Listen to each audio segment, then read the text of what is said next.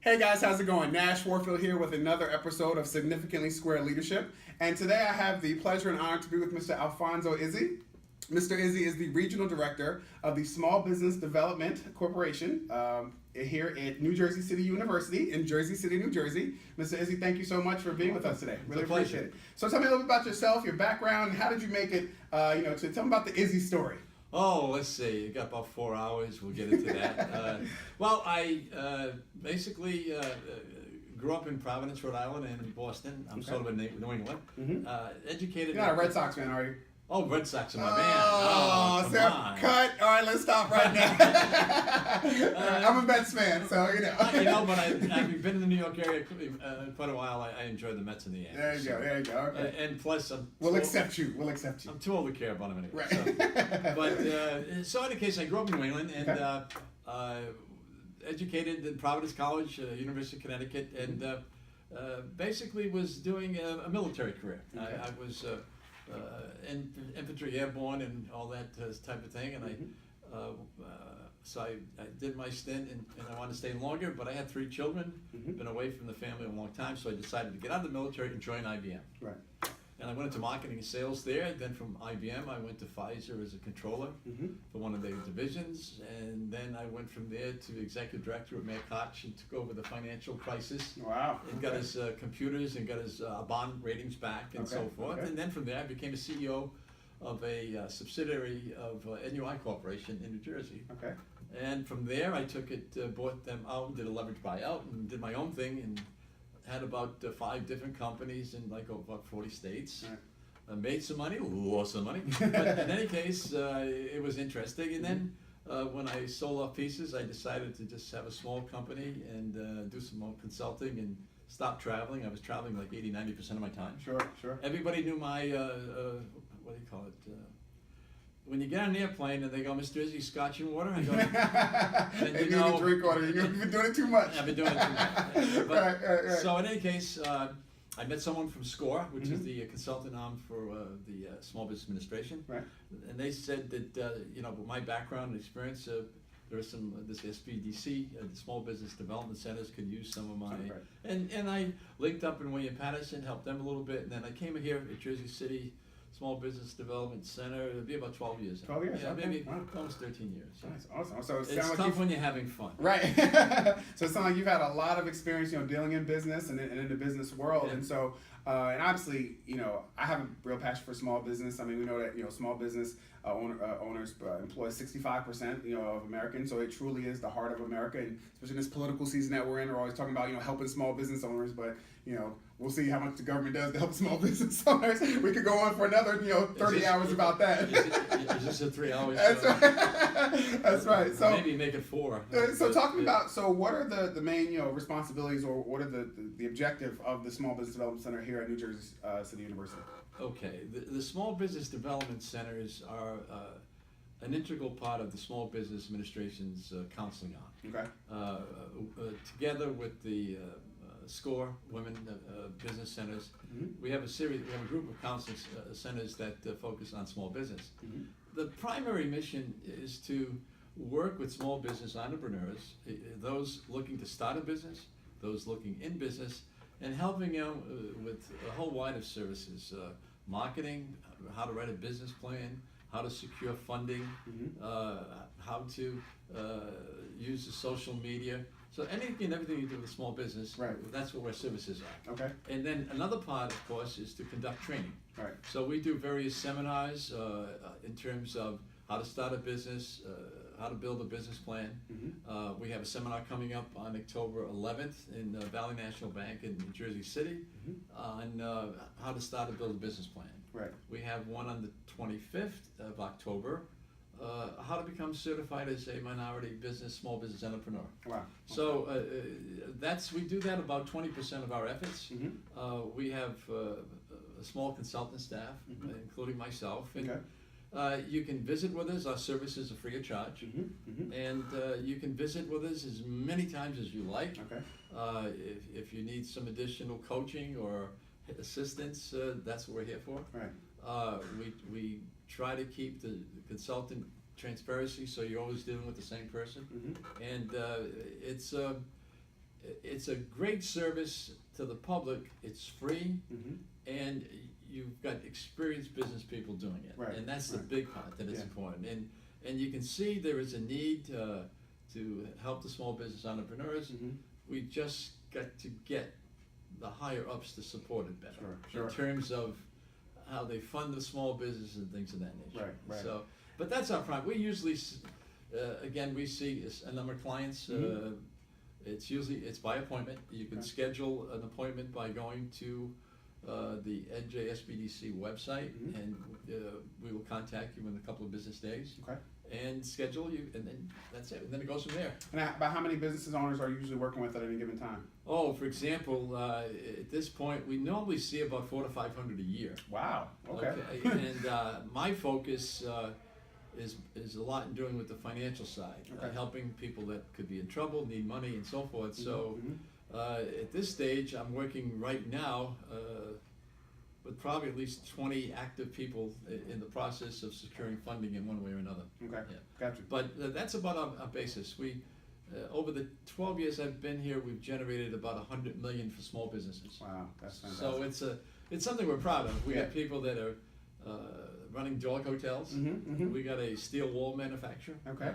We've got a very large bar and pub in Hoboken. So we service Hudson County, but anyone that wants to use us can come in and talk with us. Right. So it's not restricted. Yeah. We have 12 centers throughout the state that each one is affiliated with a school. Okay. In our case, we couldn't do as much as we can do without the university, New Jersey City University support. Right. So we get, our funding is through grants, primarily the SBA and the state, and also with the university giving us some support funding-wise. Okay. And what would you say, in your opinion, since you deal with so many small business owners, what's the biggest challenge to small business owners today? Would you say it's funding? Would you say it's marketing? What do you find is the biggest challenge? If I want to open a business today, what's the biggest challenge for small business owners? Well, there's some discussion about this, and many of the businesses we see, I would say about 98% need money or looking for funding. Sure. And I also want to say that funding is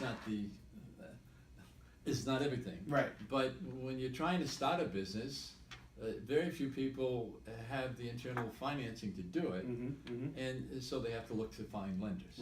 Right. And so that is one segment. And as far as the startup entrepreneur, they're looking for their capital to get going. Sure. And that's a challenge, because usually you need about 25% of your own money to get the business going. Right. When you have an existing business, then you have to rely on their performance of the company and their tax returns, their cash flow. So one of the biggest challenges is, in order to help these people, you have to educate them about how to prepare financials and how to look at their tax returns in terms of cash flow. Right. I know we all like to save taxes. Right. Yes. The yes, indeed. SBDC, and we're not an IRS. Right.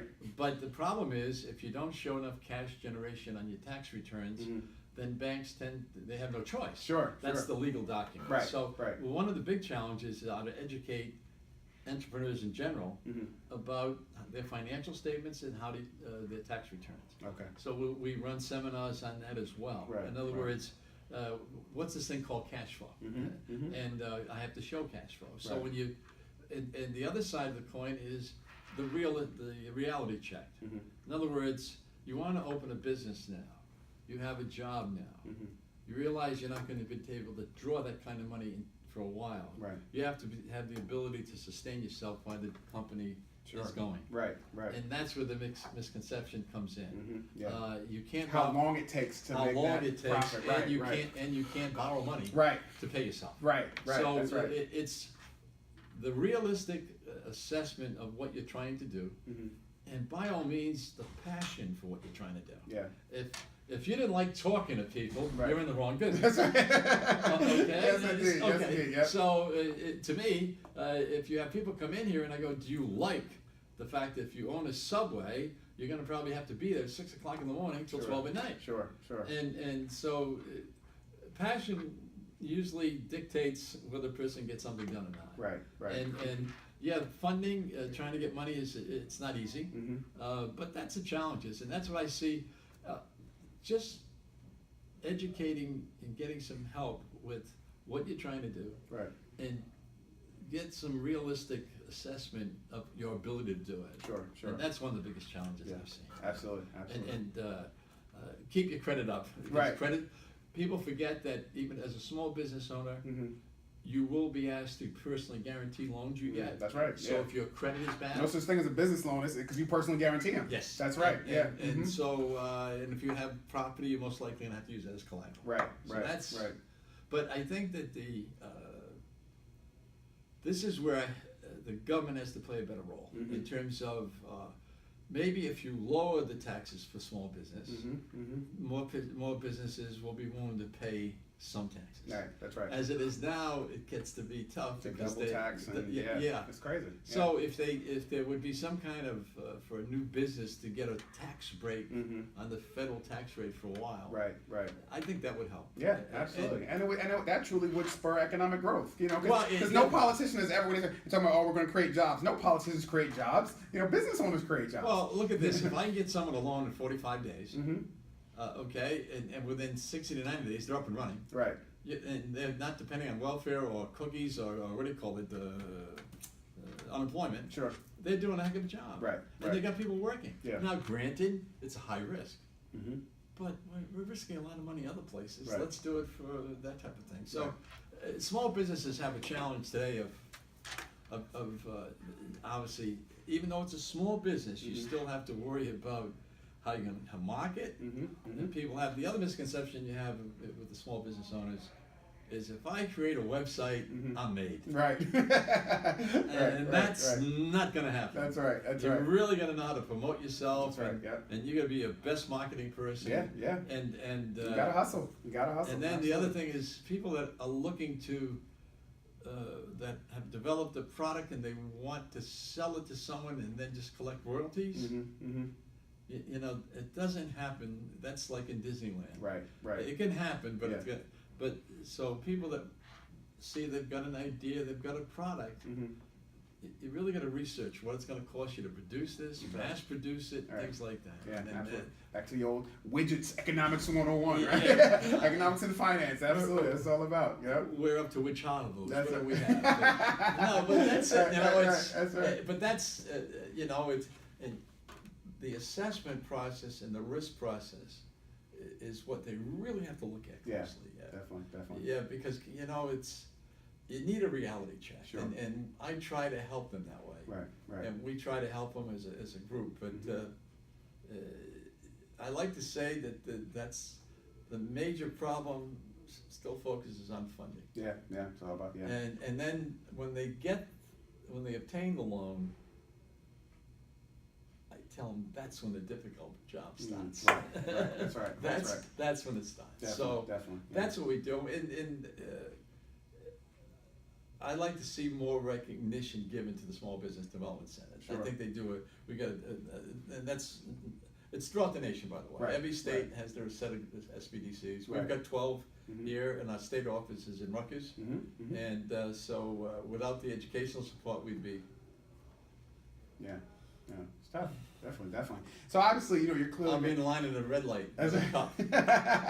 So clearly, when we talk about that piece of significance, you're clearly living a life of significance, making a difference in the lives of so many small business owners. I'm sure you can, probably think of, so many success stories of people that you've seen, come through with the work that you've done. So let's just jump right to leadership. Obviously, again, you've run companies, you've been CEO of companies, clearly you're a director here. And so talk to me, I always like to ask people who have been in leadership or in leadership positions, and tell piece of being a square, right? And the square has 4 sides. So what would you say are your 4 most important qualities or 4 most important values of leadership? If you want to be an effective leader, what are the 4 things that it really takes? If you could boil it down. Well, I really believe that integrity is important, and you have to be truthful and trustworthy, organized, and you also have to have the ability to maximize the people you work with, right, and maximize their capabilities. Right. I feel that you need people to work with you, and sometimes if you're a leader, some leaders, I won't say they're leaders, but some leaders feel that they have to know every single thing that they're doing. Right. I feel that if you pick good people, know how to utilize their skills, can organize it, and be honest and forthcoming with you'll get better results. Right. And you can berate people because the people need jobs today. So Right. people are Right. probably taking more than they would have taken in the past. Sure, But sure. you've got 100 people who can replace anybody when they're out of a job. Right. So I don't like to lead by intimidation. I lead by example, and just let them know what I like, how I'd like to get it done, and whatever we like can get together, fine. And that's I wish I had some of that, and honesty as far as your job performance. I used to tell my managers, if you call someone in and tell them something they don't already know, then we have a problem. So you mentioned your integrity, honesty, trustworthiness, and organizational skills. and organizational skills, and then developing the people around you. Yes. Definitely, yeah, absolutely. Okay. Yeah, it's you'll never see the leaders say I a lot. They'll say we or our organization and so forth. And I think you could probably lead by knowing maybe things you want to get done, Right. and maybe be a benevolent dictator. Right. I've always considered myself more of a benevolent dictator. Very good. Yeah. I just had a board meeting, for example, and I told them they're all fired. This is our first meeting. Right. So I told them I just fired the board. Right. Excellent. But that's it's I just don't like to mislead people about what we're doing and what I'd like to see done. Sure. And I always ran an organization that I can only do so much for the employees, and if they want to move on and get a better position or do more, they can discuss it with me, and I'll have no animosity towards them. I'll help them do it. Right. I can only expect what I can do, and then if I can help you achieve more, then fine, we'll do it. Definitely. Awesome. So that's what I like. Fantastic. Excellent. Well, Izzy, thank you so much for all that you're doing to make a difference, to help small business owners, and to grow small business is such a huge, important part of our economy and important part of what we do. And thank you for being a square, and being who you are. Oh yeah, my kids. All right, now do I get the $5,000 you promised me? You weren't supposed to mention that yet. And people know the secret now. Damn, I mean, Don. Just one thing. So, what is the website again for small business owners? You say to go to www.njsbdc.com. NJSBDC.com. All right. And just go counseling, and you request to see a counselor or a consultant, will contact you and get you going. All right, fantastic. So again, if you're a small business owner or want to be in small business, definitely seek out your local small business development center, and obviously support them because they truly are making America run and be the great country that it is. So again, Nash Warfield, Significantly Square Leadership, Mr. Alfonso Izzi. Thank you guys so much. We'll see you next time. Here's the pen for the check.